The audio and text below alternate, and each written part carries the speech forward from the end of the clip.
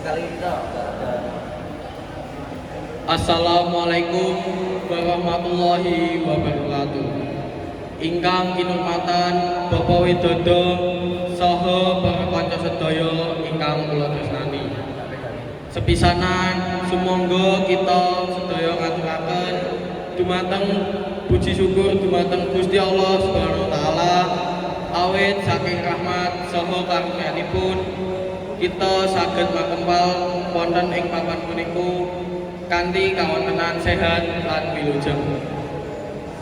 Ing wekdal sakmenika kula badhe ngaturaken sesorah kanthi irah-irahan bahaya pergaulan bebas kangge generasi enom. Ing jaman modern sakmenika pergaulan generasi enom saya amba lan boten winates. Kemajuan teknologi lan media sosial dadosaken sesambungan antar tiyang dados langkung gampil.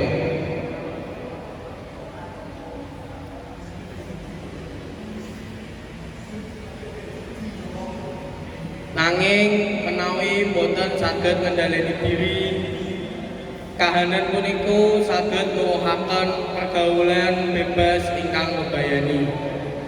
Pergaulan bebas gadah pengaruh ingkang kirang sae tumrap para remaja. Para remaja ingkang kelangan tata krama boten ngajeni aturan lan kirang mikirake masa depanipun. Pergaulan ingkang kirang sehat ugi saged nyebabake mudhunipun prestasi sekolah lan tumindak ingkang boten selaras kalian norma agama lan masyarakat. Bahaya pergaulan bebas boten namung dipun raosaken dening diri pribadi kemawon, nanging uga keluarga lan lingkungan sekitar. Para sepuh saged dados prihatin lan para warga saged keganggu amargi tumindak ingkang boten prayoga. Menawi kahanan puniku dipun lajengaken, masa depan generasi enom saged dados kirang sae.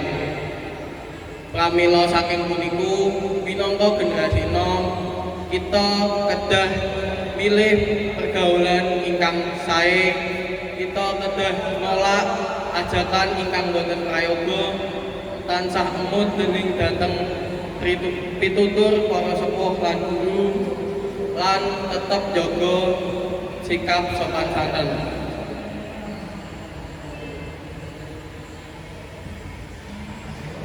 Mekaten ingkang saged kula aturaken babagan bahaya pergaulan bebas kangge generasi enom.